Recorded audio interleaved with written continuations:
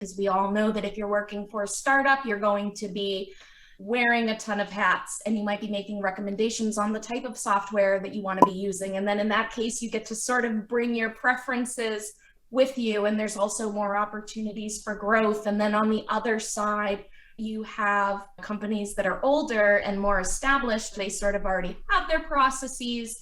The role that you're going to work is maybe going to be of smaller scope because everyone has their lane, and you're going to change to be in the processes that they've already sort of defined rather than defining them yourself. And I'm like super grateful that I had the opportunity to work at those larger companies, but as time has gone on, I've realized that for me, really, I belong at smaller companies that are more flexible, that are going to, because as a creative person, I just have to be able to, think through strategy and create and help to define those things rather than to fit in a box that was already created. Totally.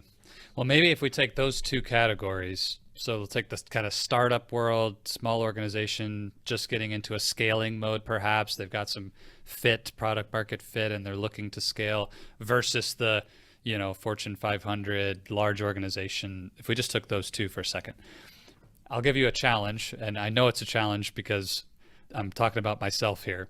As a mechanical engineer who doesn't live in your world, if you were tasked to, we'll start with the startup side. So let's say I'm the founder or the technical co-founder of a startup, and I really have a product mechanical type of lens, and you were coming in and making a case around really what we need to be focused on as we scale the organization when it comes to data and all of what's related there.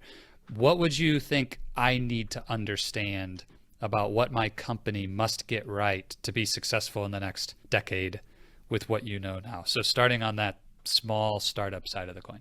It's cliche, but you want to be in the move fast and break shit. And to allow yourself to do that, you have to have the correct testing capabilities. And I'm a big fan of A/B testing, even in a sometimes non-rigorous sense, because especially with these smaller companies, we don't always have enough data to have the sample size to say something is statistically significant.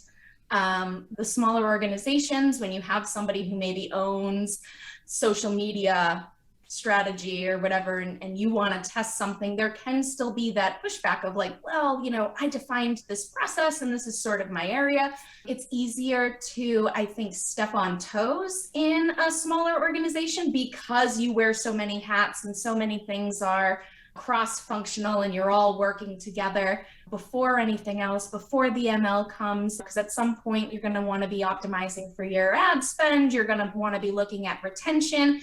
That's when you're at the point where you're actually running ads and you have a bunch of customers and you're thinking about how you're retaining them, which I think is maybe a little bit further along in the process. But in the beginning, testing and being nimble is everything, and thinking through the couple KPIs that are actually something that you can influence and move, and tracking those and setting that up in a way that isn't going to take somebody's bandwidth for multiple days a week to create some report that has just more than you need. But yeah, I'd say staying nimble and also thinking about how you're collecting your data in a way that's going to allow you to scale and have the things that you want later on. Mm-hmm.